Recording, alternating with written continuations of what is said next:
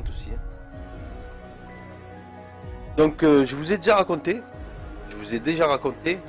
La créature qui te vient dans le sommeil. Le truc qui te bloque, qui t'immobilise, que tu peux plus bouger et que c'est la panique totale. Et ça arrivait à plusieurs personnes qui sont dans le chat. Et en fait j'ai reçu une histoire. C'est un que je connais, quelqu'un que je connais très très bien. C'est son père qui lui raconte. C'est arrivé à son père. Donc il me l'a raconté. Et là, ça fait froid dans le dos aussi, c'est pareil. Donc là, c'était un soir. Donc le père de... En fait, c'était une famille. Il y avait le père. Et il y avait deux enfants. Un jeune enfant de 5-6 ans. 6 ans. Et un plus vieux. Enfin, plus jeune. Enfin, plus vieux, ouais, 17 ans.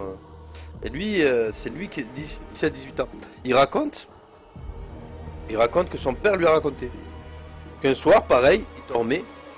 Et là, en fait, il y a la créature qui lui arrive. Enfin, il sent une pression dans le corps. Et il peut plus bouger, il est serré, serré. Et en fait, il pète un câble. Alors, il y a différentes façons de réagir à ça. Des fois, il y en a qui ils sont en panique, ils restent en panique jusqu'à que ça part, tu vois. Et d'un coup, ça part, tu vois. Il y en a d'autres qui ils disent des incantations, tu vois, des doigts. Et là, ça part, tu vois. Et il y en a d'autres, ils forcent. Ils forcent. Il y a même, il y a même des gens qui disent que il y en a qui meurent dans leur sommeil à cause de ça. Donc ils restent bloqués jusqu'à mourir. Et voilà cette histoire en fait. La personne nous dit qu'en fait il a tellement forcé. Il a forcé. Mais de toutes ses forces et paf, il a pété le truc. Bon écoutez bien ce qu'il m'a raconté. Il me dit qu'en fait il a tellement forcé qu'il a pété le truc. Et quand il a tout cassé, il a ouvert les yeux comme ça. Et là, il est dans son lit. Il a forcé, paf. Et là il voit devant lui, il voit quoi? Il voit son fils de 6 ans debout en train de le regarder. Alors direct, quand il ouvre comme ça les yeux, il voit son fils mais collé à lui, juste à côté de son lit, debout. Il le regarde comme ça. Et lui direct, dès qu'il s'est réveillé, dès qu'il a ouvert les yeux, il a vu son fils. Dès qu'il a vu son fils, il a su direct que c'était pas son fils. Direct, il a su que c'était pas son fils. Qu'est-ce qu'il a fait? Il a maîtrisé, il a fait quoi? Il a fait, ah ça va vous le dire. Il lui a mis la main sur la tête, il lui a fait, allez, roh, il lui a dit, va dormir.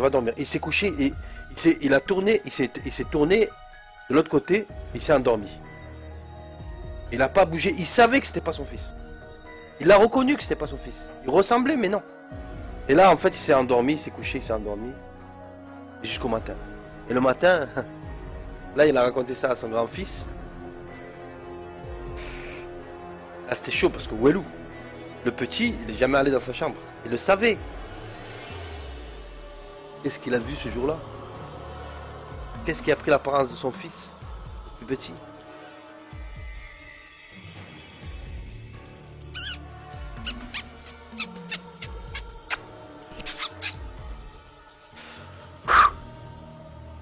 C'est chaud.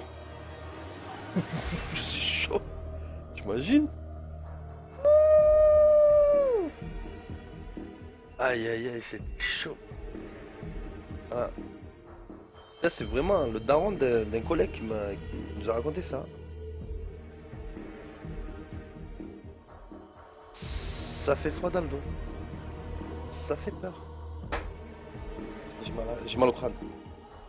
Et voilà, c'était les histoires du soir, bonsoir. Donc ça fait plaisir. J'espère que vous avez kiffé. Ah, c'est chaud de ouf, t'es fou. Tu vois ton fils là tout petit, il te regarde comme ça. C'est fou quoi, tu vois ton fils le réveiller comme ça, il te regarde. Et tellement que tu le sais, tu sais, il se retourne, il fait ouais, va dormir. Mais il sait, c'est mind game. Il fait ouais, va dormir. Il dort, mais il le sait très bien que c'est Walou. Là, vomissement. Mais non, faux, nul, zéro suivant. Tu peux pas vomir.